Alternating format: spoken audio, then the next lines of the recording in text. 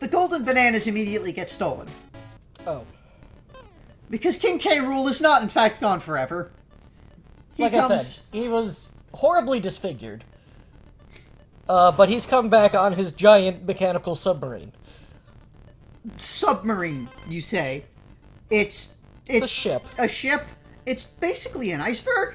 Yeah, it's weird. It's a tower. Look, his mechanical genius has gone a little wacky. Yeah, he is a brilliant inventor. We have to admit that. But he brings this over, and he's got this giant fucking cannon that he's gonna shoot to obliterate the Kong Isle. Donkey Kong Island. So, he also, while he is there, he wants to distract the Kongs so that he's got time to charge up this giant cannon so that he can blow up the island. And he does this by stealing their golden bananas and also kidnapping all of the Kongs except Donkey Kong for some reason. They probably couldn't get at him. He was asleep at home. He was asleep at home. Yeah, so he was asleep at home, so they weren't able to lure him into a cage like they did with everyone else.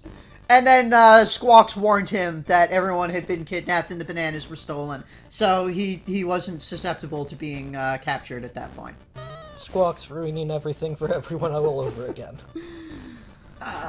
So Donkey Kong is going off to rescue all of the family and get the bananas back. And Cranky Kong has become a mad scientist at this point. Yeah, he got obsessed with reanimating the dead, among other things. Yeah, he has bound his wife's ghost to these doors that he created. Gateways to the other world. So Wrinkly is still around. She's a ghost, but she's still around. And giving hints, because she's very educational. She's a teacher. Mm-hmm. She likes to help. So, they go off and have this adventure rescuing the Kongs. The Kong family in this instance being Donkey Kong, Diddy Kong, of course, we know them. Mm-hmm. Tiny Kong, who is Dixie's younger sister. Yeah, definitely not Dixie. Couldn't have been Dixie at this whole time. Chunky, who is Kitty's older brother. Couldn't have been Kitty. Well, no, Kitty's still a toddler. Yeah. We can't have toddlers using coconut guns. And Lanky, who is... He's basically like the weird uncle of the family. He's kind of an abomination. He's kind of an abomination. He is like...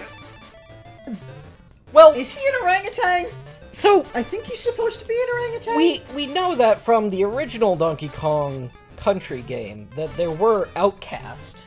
Yes, the Manky Kong. Yeah. That is the collective name that they give to the traders who worked with the Kremlings. But since the death of Wrinkly Kong, they kind of,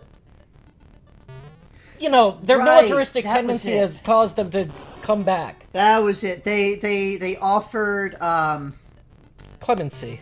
Yeah, they offered clemency to any Mankeys who wished to return to the family to help them fight the Kremlings, to help them build back up militaristically. And Lanky was one of them. Lanky, a former Mankey, joins the family, and is one of the ones that got captured and Donkey Kong had to rescue. He's presumably the most important and competent of the Mankeys, which is saying a lot, honestly. Oh, blah. Anyway, so that's their group, and Funky is there, and Funky changed. Wrinkly's death really affected Funky. Yeah. He went from being like a cool, relaxed surfer dude who builds vehicles and does all this crazy inventing shit, and he went hard on military. Yeah. He is no longer building like barrel-based jets or like water ski boats or anything like that. He's building guns. Guns and tanks and ordnance of all sorts. And he's all dressed in military fatigues, and he is 100% gung-ho gun nut now. Yeah. So he arms all of the Kongs. He's inventing weapons for them and shit. And Candy's not really affected by any of this. She has a music shop. She sells musical instruments.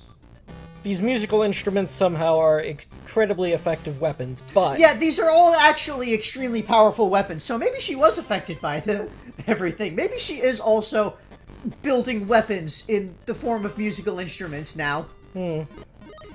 So, that's all the important Kongs there. But yeah, they all get together and collect all of their bananas again, and there's the banana fairies involved there, and this is a different banana fairy queen than the previous one that is involved there and helps them out in a vague way by giving them some of their bananas, or no, by like expanding their inventory slots, using magic on them in some capacity.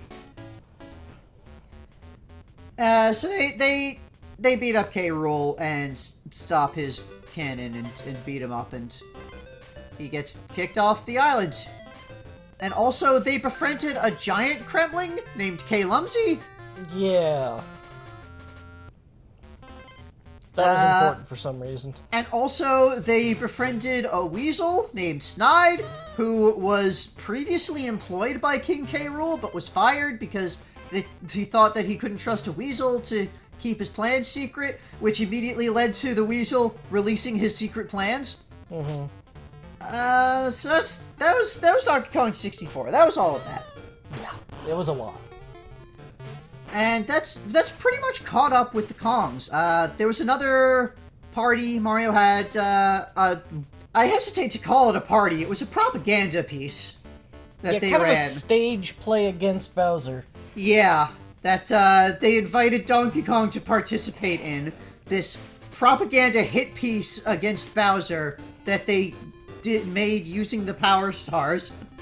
Because they're really good at using the Power Stars for important things. Yeah, they've really gotten into using the Power Stars to create fake worlds. So, or, well, just create new worlds in general, that for various pointless reasons. Like tennis. Tennis, or golf, or propaganda. Well... So that's it. We're caught up with the Kongs. Keeping up with the Kongs. Also Donkey Kong was part of the Mushroom Kingdom tennis tournaments. Yeah. He got involved in the very extensive tennis tournaments. Was that Kong or Junior? Both of them. Oh, okay. Actually. So, that is, yeah, we're 100% caught up with the story of the Kongs. So, all that's left is this game.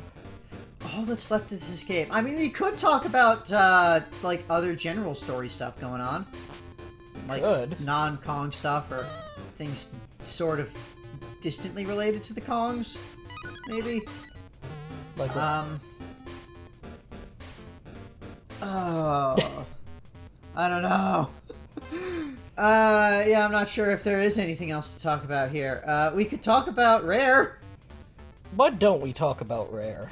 Tell us about Rare and why they are doing the things they do. Yeah, let's all get a refresher on why I don't like Rare and why their games are causing me a lot of pain.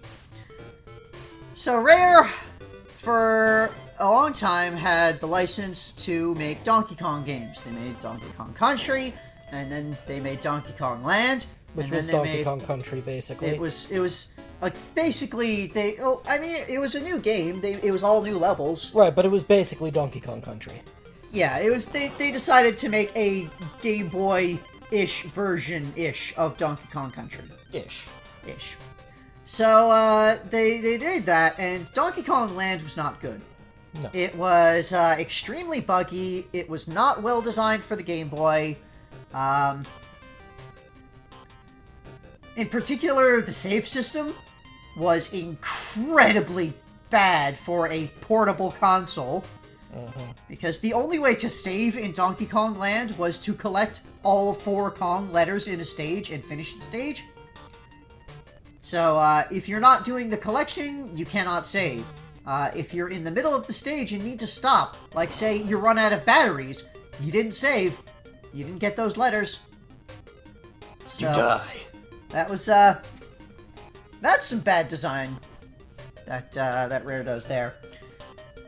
Then they released Donkey Kong Country 2, which is Donkey Kong Country. Which is Donkey Kong Country. It was okay. I had some issues with it. A lot of the issues that I had with Donkey Kong Country 2 amounted to, like, the fact that I was trying to get through it as quickly as possible. Like, for the sake of the series. The format of the series meant that I wasn't giving it a lot of time, and the Rare's design philosophy involves learn by dying a lot. Which is a valid game design philosophy.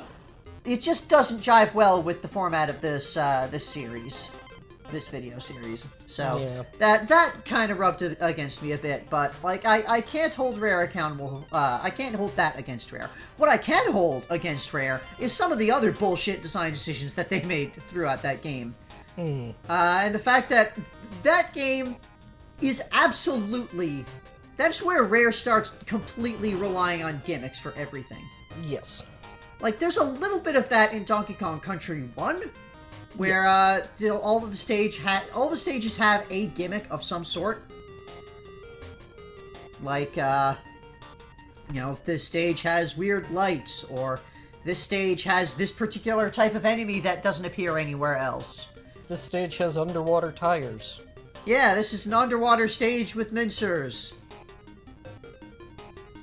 So it's very gimmicky. And in Donkey Kong Country 2, that starts to really show that it's all gimmicks, and they don't really do good level design. They just make levels that have gimmicks that are kind of interesting sometimes. But a lot of times the gimmicks are bad. Like light-based gimmicks. So then they made Donkey Kong Land 2, which was Donkey Kong Country 2, but for the Game Boy.